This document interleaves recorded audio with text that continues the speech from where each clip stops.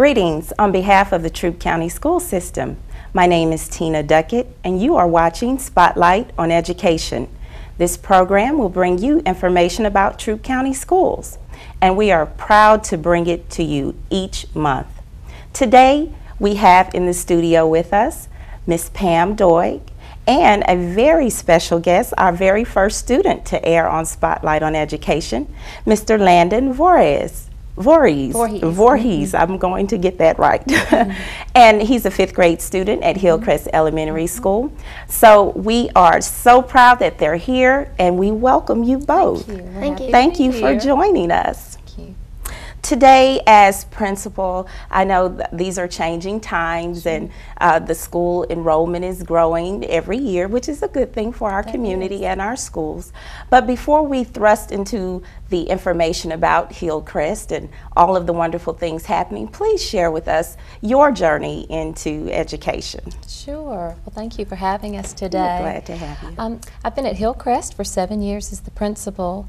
Before that, after graduating the University of Georgia, I moved to LaGrange and started working for the LaGrange City Schools at Westside. That was my first teaching job, and I taught at Westside and then also at Unity. And then after that, I worked as an assistant principal in Harris County for 3 years. And after that, I returned to Troup County. We've stayed here. My husband and I have lived here the whole time. He's a teacher with Troup County Schools also. And I became principal at Cannon Street Elementary School, and I was there for 5 years, and like I said, I've been at Hillcrest for 7. I've loved every moment of it. Okay, and you also have children enrolled in the school system. I have 2. I've got a son, Benjamin, that's a 6th grader at Gardner Newman Middle School, and then a son, Edward, and he's at Hillcrest, and he's in the 3rd grade. Good, good. And how many years total in education was that? 22. Wow. Yeah, so amazing. It's gone by so quickly. It's exciting to get up and come to work every day. It's always something new and different, and it's just a enjoyment to come to work. You get to know so many families in the community, and you feel like you can go to the grocery store, go anywhere, and you're going to see part of your extended family every time you go out in our community. And I surely can attest to that, because I have children who either attended or still attending Hillcrest, and it's a very nurturing and family-friendly school. It is. And that's what I appreciate about the staff, and you guys do a wonderful job, as all of the schools in the Troup County School System. But I'm just speaking of personal experience, because my children have had the wonderful opportunity of coming through Hillcrest is a friendly place. If you're there, you're our family. Good. And once you're on our family, you're always there. We'll care about you for as long as we know you. Yes, and that's why my oldest son, he always asks, can I go in? Can I go back and say hello? When we're picking up my daughter, who still attends Hillcrest, and he'll want to come in and see the staff, because they've made such an impact. And they did. They really do show that they care about the students. And one thing, too, that we have, so many of our parents and grandparents and great-grandparents attended Hillcrest. So the strength in the community, Hillcrest is a lot of tradition, and it's been part of the Troup County Schools for a very long time, but to know that so many family members still live so close to our school, and that their family, their immediate family, still attend. It's really special. Share some more of that history, that rich tradition. I didn't realize when I first came to Hillcrest the amount of history there. Troup County in general is rich in history, and with all of our schools. Originally, from what I understand, that from the archives, there were many schools in the Troup County School System. From what I understand, close to 77 schools. And this was in 1894. There were 77 schools. And to build a new school around that time, within 2 miles of an existing school, you had to have special permission from the Board of Education. And in 1925, there was a consolidation, and 6 separate schools came together to form Hillcrest. And it was called Hillcrest because it sat at the crest of a hill. That 1925 site is located about a mile from where our school presently is located. It's on Highway 27 North. And so it's just got a long history. Each year we celebrate the history of Hillcrest in our parent handbook that goes home. We had a former student years ago with memoirs that she left, Miss Vivian Betts, and she talked about her experiences in tending Hillcrest at that early time. In the late 20s and 30s, there were 4 classrooms on the main building and 2 log cabins. And one log cabin was the principal's office, and the other log cabin was for 2nd grade. Each of those rooms had a wood-burning stove, so in the cold winter months you'd have to put the wood in the stove and create some fire for some warmth to keep the classrooms nice and toasty warm. Students would bring their lunch to school, and sometimes the pumps that the old-fashioned pumps they would use would have some difficulty with water, so children would bring their water to school even, just so they had everything they needed. There was a school bus, and it had, in her memoir, she talked about it had wood sides and they were painted green, and to ride the school bus all the students paid $1 to be able to do that. So it's nice to know the history that's a part of Hillcrest, and so many of our families remember that. This year too we celebrated the history by creating photos as you walk into our building from the 1920s through the 30s of family members when they come in to vote or they come in to enjoy lunch with their grandchildren or great-grandchildren.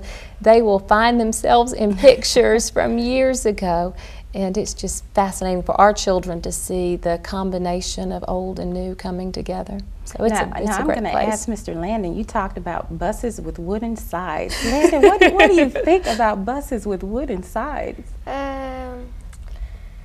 It's a little weird because I'm used to seeing metal on the sides. Right. It's very different. Pam, 77 schools? Yes, that was the information that we've had from years ago. And to know that 2 miles, schools within 2 miles of each other, and that's why they had that consolidation so many years ago. Okay, well, I know you have an amazing staff, and I've already complimented them, but I'd like for you to share with our audience, how many staff members do you have and administrators assisting you over at Hillcrest? Right. Well, Miss Walls, Danette Walls, is our instructional specialist. She joined us this year.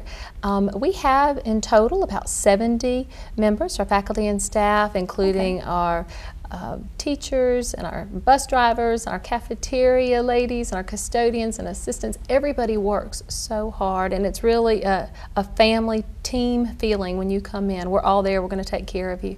We're going to serve our families that come to us. And I can attest to that. How many students are enrolled this year? We have about 425 at the present time, and we'll fluctuate. Around the holidays, you'll have some come and some leave, but we're pretty stable around 425 students. Okay.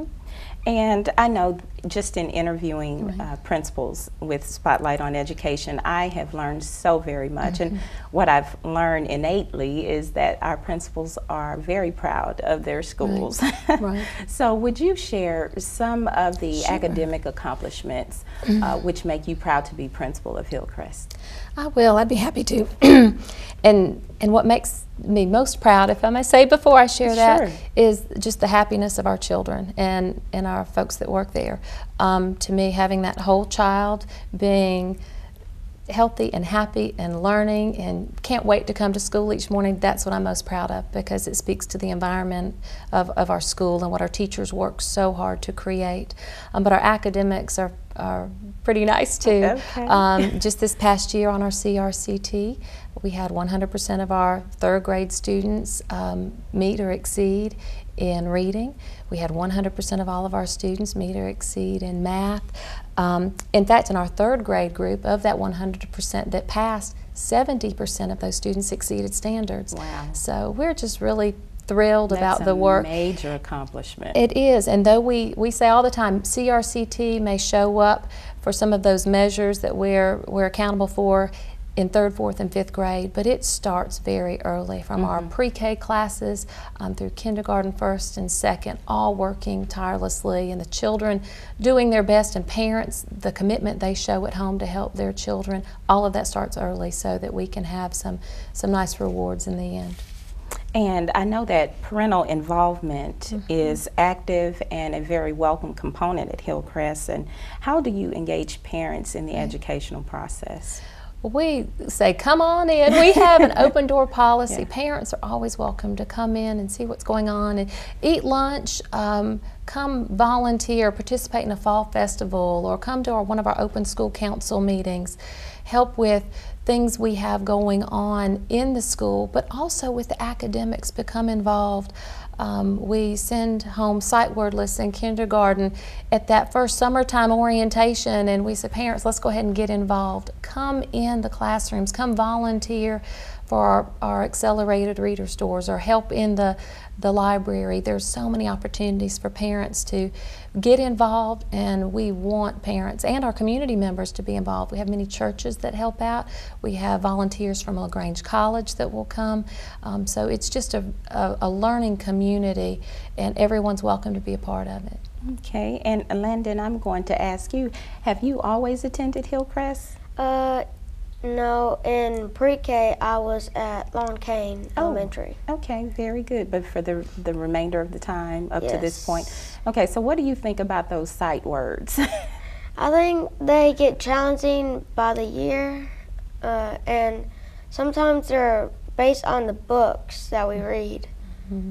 And they help you to learn, and they help you to read better, actually, don't they? Yes. To recognize words. And if I may say, Landon's on a broadcast team, and he knows when we're in kindergarten and when we're in first grade, we're encouraging, hopefully by the end of first grade, all 220 of those sight words are mastered, so that we can spotlight that student on the broadcast team and to celebrate them.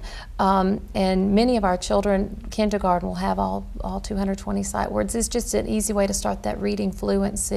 And parents get really involved, but the more we celebrate it, and it's a big deal. Our children are learning to read, and we want them to be excited about it. And our broadcast team, which Landon's a member of, he knows we'll cheer and applaud for our students when they have their academic accomplishments, as well as athletic accomplishments or civic accomplishments. And Landon, I'm going to ask you more about that broadcast team here shortly, but before I do, Miss Pam, what would you say are contributing factors to Hillcrest's success? Oh, the first would be the hard work of every single person at the school. The long hours that teachers want to put in, they care so much about the learning, the importance of their responsibility to a child. That's so important, and it's a whole team effort. It's not one person. It's that excellence that's just expected from our teachers, from our assistants, from our custodians, cafeteria, bus drivers. It's the whole collection of everybody. The commitment from our families, that contributes. What can I do to help? How can I come for a conference? How can I see my child successful 10 years from now, 15 years from now, knowing that it starts early? We have business partners and church groups that volunteer. They'll mentor, they'll help to celebrate our students, help with technology. So there's so many contributing factors. One reason stands out over the others because it's a real team effort. Good. Now, I know that you spoke of various programs that your school offers as well, which contribute to the success. Yes. Tell me a little bit about the Hillcrest Way. Sure. We started the Hillcrest Way. Each year we ask our families, as all the schools do in Troup County, to compile some survey data for us at the end of the year. And as schools and principals, we really look at that information. It's so important to find out what all of our stakeholders are thinking and how we can tweak and make improvements. And so through that, we saw that our students and our families wanted more of an emphasis on character education, but we decided we needed to make it, for us at Hillcrest, very meaningful by giving specific examples and scenarios, because many times our children will need a concrete way of understanding a difficult concept. We have formed our Hillcrest Way. It's with a character committee and our teachers. We worked over the summer. Each day our teachers have direct instruction on character, but we do it through the Troup County Code of Conduct. So every Monday we have a conversation about honesty. Every Tuesday, self-control. Wednesdays we added in bullying because we felt that that's so important in this day and age. Every Thursday we talk about respect, and on Fridays, responsibility. And then we have specific scenarios that are child-oriented so that they can help to decide. For example, on, let's say, honesty.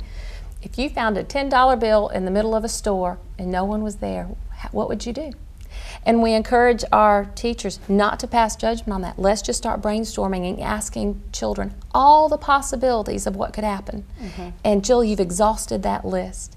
And then we talk about the ramifications of each decision. If you did this, then what could happen? If you did this. And so children are learning all those options out there, but then they come through analytical conversation and process of elimination. This is the best choice. And it's been very effective. We try to have very concrete scenarios, though, from if you lose the kickball game, how would you handle that? If you don't understand something in class and you under responsibility, what can you do to ask a teacher a question or convey that to the teacher that you don't understand? And it's really equipping our students with some tools to problem solve, but that are real life applications that we see every day. And that is so very much needed today. I know when I was growing up that the golden rule was the lesson taught. Yes. And the golden rule was simply do unto others as you would have them do unto you. And so, Landon, tell me what you think about the Hillcrest way. Well, it's a good learning lesson. It's good for you to learn at the young age, like kindergarten, first grade. Or when you grow up, you'll know exactly what to do. And that $10 bill, for example, we said that we would turn it into the storekeeper because they own the store, and it's just the right way to do it. Because if you think about it, if I'm the person who has lost the $10 bill, I want someone to be honest enough to turn it in so I can recover it, right? We talk a lot about empathy and a lot of understanding, and though sometimes what we want might not be necessarily what we need. And so looking at all of our possibilities, we have children from lots of backgrounds, and it's just great that we're all hearing the same information, but the children really the teacher's a facilitator of the conversation. The children go through and list and talk about and have discussions. Well, if we did this, then this would happen. If this, then this.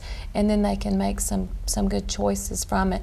We also called it the Hillcrest way. So many of our families, when we leave the house, we tell our children, you know, let's do it the Doig way, or let's do it the Duckett way or the Voorhees way.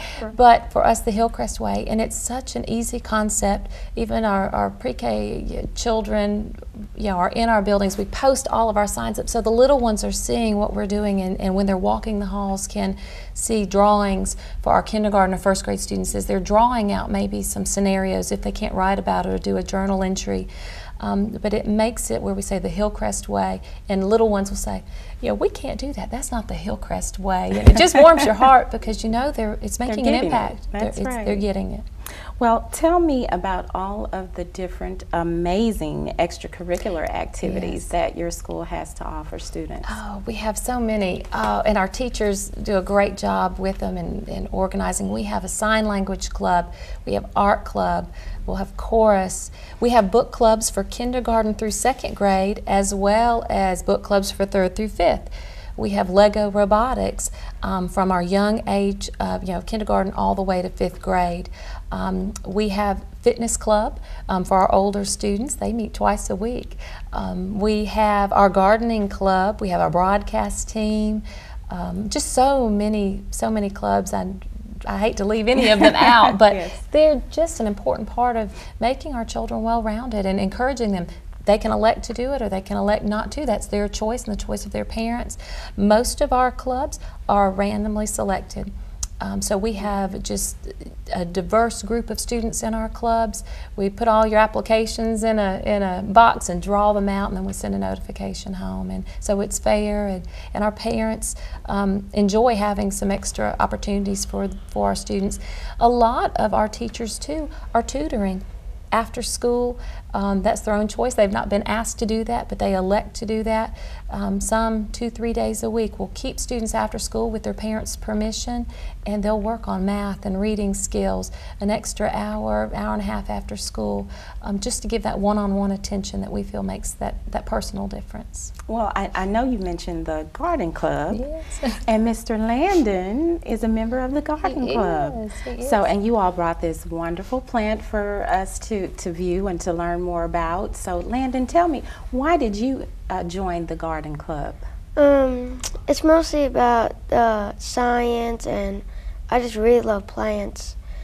And like this one, you could tell it's like all beautiful, and in the leaves, it's like little cells that make photosynthesis. Okay. Photosynthesis, huh? It makes its own food.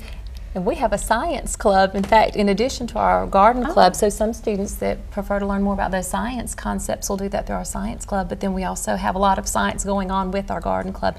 Mr. Jerry Batchelor is our counselor, but he is also our sponsor of the garden club. So what is the name of this particular plant? It's a It's a winter pink cactus plant. Okay. And we had a little, coming in today, we had a little accident with our plant, and if Landon will just get that little one, he said, oh, I could tell you how to repot that. And I said, well, come on ahead and tell us, Landon, because tell Ms. Duckett, if you will, what you know about why you would replant that a certain way. If you bring it down and take it off, like most of the nutrients are up here to produce this plant, this flower right here. So, but when we want to replant it, we have to take this off. And now, why did you take off the flower? Because it takes too much energy from the plant. Oh, wow. Okay. So when you replant this, like I would just stick it in there and let it turn back into dirt. Oh, so composting is something else that we talk about. So it would help the soil again. Okay, and is this related to maybe what you want to grow up and maybe a career path you want to choose? Yes. And what would that be? Landscaping. Oh, good, good. So tell me, what are some other things you've learned in the gardening club? We learned about the plant cell and the photosynthesis and all the other ways it is in.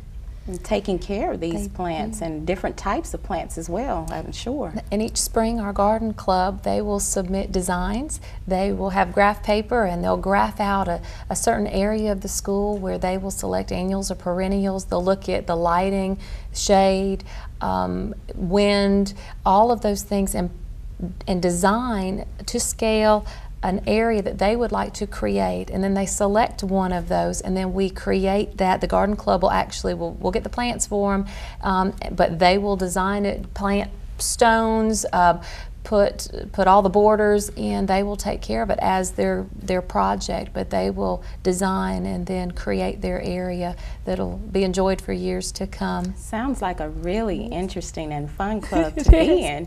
And Landon, I know our time is coming to an end here, but I want to learn more about the broadcast club, and I know that you are a member of that club. So what do you all do from day to day? Every morning at 7:15, we get ready. We wipe out the cards, rewrite them. We get on the little computer, and we clear all that out and type in the new stuff that we need to put in, like birthdays, lunch, and then we have to do the sound. We need to make sure the camera's on in there, and it's just all very difficult, especially talking. You have to get it just right. I'm sure I can relate to that.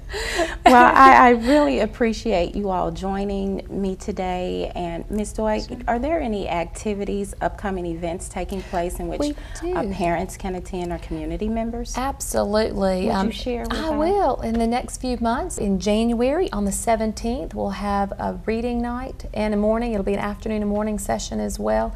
We'll look at rigor and reading and how to increase that challenge level for your child as we work with them. And then finally in February, on the 7th, we will have our academic night, which will have reading, math, science, social studies. We usually have sessions for parents to come and learn some new things. So please take time, come on out. Even if you don't attend Hillcrest, you're welcome. You're always welcome at Hillcrest. So we hope you can come to one of these events within our school. And would you please share contact information, either the website or phone number? Sure, sure. If you go to the Troup County Schools website, you can see a link for Hillcrest and click on that, and that'll take you right to us. We also are at 3116 Robert Hayes Road, and we're in LaGrange, and our phone information is 706-812-7940. And call if you have any questions, if you'd like a tour of the building. We're really proud of Hillcrest and all the things that our children do and our families bring to our school, so you're always welcome at Hillcrest. And again, thank you all for joining me today here on Spotlight on Education. And Landon, don't be surprised if I call you back to help me interview some folks.